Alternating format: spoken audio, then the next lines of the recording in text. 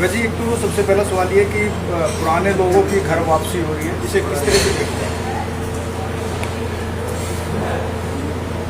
जो साथी हमें छोड़ करके गए थे, ये मान के चलो उनमें कोई ना कोई धर्म पैदा किया और अब सारी पिक्चर सामने आ। जिन लोगों ने गलतफहमियां पैदा करी थी, आज वो पूर्ण रूप से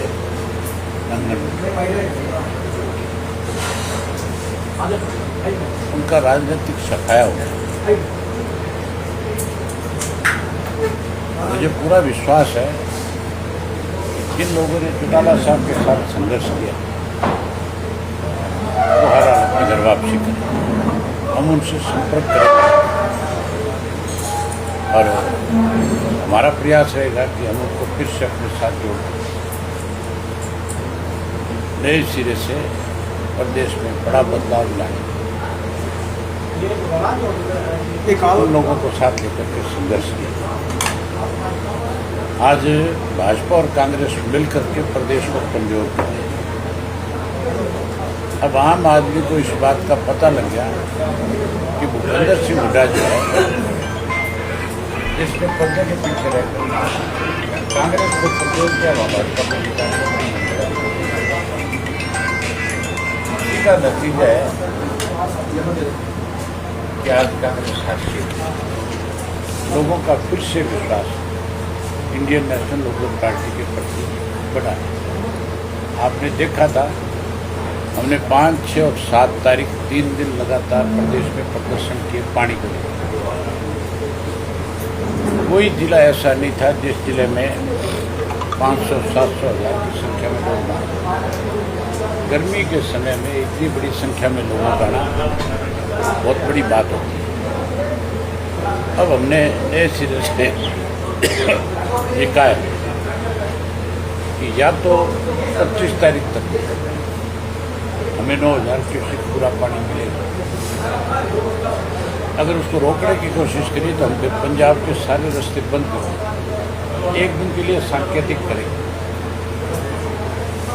और एक दिन का करके हम उनको ये कहेंगे कि या तो तुम अभी सबक ले लो, नहीं समझ में आएगा तो फिर भी पानी नहीं किया तो फिर पक्का मोर्चा लगा।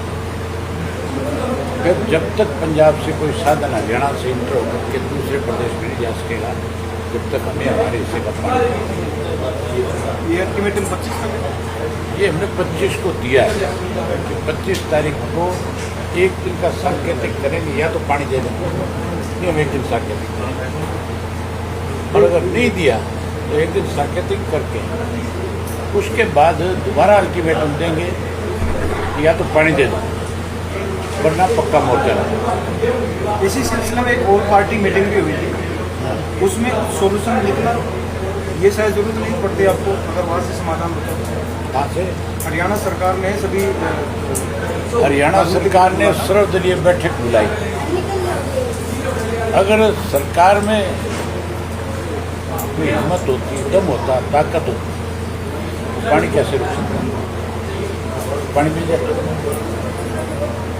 अगर कोई हमारा पानी पुलिस के बल पे रोक सकता है तो क्या हमें उनको उसी भाषा में जवाब देना चाहिए, नहीं देना चाहिए, या हमें हाथ पे हाथ धरे बैठ जाना चाहिए? ये राजनीति कर रहे हैं बीजेपी के लोग भी, कांग्रेस के लोग। पंजाब में इलेक्शन है 27 में, उसके मद्देनजर सारे लोग, आप देखो पंजाब में भाजपा और कांग्रेस दोनों ने खुल करके सरकार का समर्थन किया और यहाँ दोनों कहते हैं कि हम पानी ले लेंगे, वहाँ दोनों कहते हैं देंगे। ये नूरा कुश्ती है नहीं। इसलिए हमने ये फैसला किया कि हरियाणा चौधरी देवीलाल का बनाया हुआ प्रदेश है, हम यहाँ के लोगों के साथ इस तरह की नाइंसाफी नहीं होती। इसके लिए किसी हद तक जाना पड़ेगा, हर लड़ाई में। तीसरे मोर्चे की भी आपने बात की थी, तीसरा मोर्चा क्या अभी आगामी जो चुनाव होगा और जब तक तीसरा मोर्चा आपका तैयार हो जाएगा? पता नहीं क्या होना है आगे, भविष्य का अभी किसको पता है। 4 साल पड़े, भविष्य में क्या होगा क्या नहीं होगा। चौटाला साहब गांव में आपके 20-20, 30-30 साल पुराने इतने सालों तक कार्य किए हुए ओम प्रकाश चौटाला जी के साथ कार्य किए हुए कार्यकर्ता हैं। उनके मन में एक खोखला है कि हम फिर से अभय चौटाला जी के साथ जुड़ते हैं तो हमारा मान सम्मान उतना मिल पाएगा, चौटाला साहब के साथ जितना कनेक्शन था वो आपके साथ बन पाएगा? हर हालत में हम अपने पुराने साथियों को अपने साथ जोड़ेंगे। हमने पहले भी मान सम्मान दिया, आगे भी दें। जी जेजेपी ने फिर से कहा कि वो चौटाला साहब का पोस्टर लगाएंगे, क्योंकि वो पहले आप उनसे सिर्फ एक बात पूछ लें, चौटाला साहब जब तक जिंदा थे तब तक आपने उनका फोटो क्यों नहीं लगाया? आज हमारा दिवालिया पिट गया, राजनीतिक हाशिए पे आ गए, लोगों ने तुम्हें आईना दिखा दिया। अब तुम चौधरी ओम प्रकाश चौटाला का फोटो लगा करके लोगों को गुमराह करना चाहते हो। मैं आपको 2 उदाहरण बताता हूँ। चौधरी बंसीलाल को रणवीर मेहंद्रा ने छोड़ा था और आखिर उनका पोस्टर लगा करके लोगों के बीच में वोट मांगने गया। लोगों ने मुंह नहीं लगाया, क्योंकि लोग जानते थे कि चौधरी बंसीलाल की कभी इस आदमी ने इज्जत की। इसी तरीके से चौधरी रणजीत सिंह ने चौधरी देवलाल के साथ गद्दारी की और चौधरी रणजीत सिंह ने 8 चुनाव हारे। 9वां चुनाव जो जीता था वो केवल और केवल चौटाला साहब के आशीर्वाद से, अदरवाइज वो भी हारे। अब की बार फिर हारे नहीं हारे। चौटाला साहब का फोटो लगा करके लोगों के बीच में अगर ये जाएंगे तो लोग इनसे पूछेंगे कि तुम 2018 से लेकर 2025 तक, जब तक उनकी डेथ नहीं हुई तब तक तुमने कभी पोस्टर क्यों नहीं लगाया? तब तुम कभी उनसे मिलने क्यों नहीं गए? तब तुम्हारे किसी राजनीतिक या तुम्हारे किसी सामाजिक, तुम्हारे पारिवारिक फंक्शन में क्यों नहीं आए? क्या जवाब है?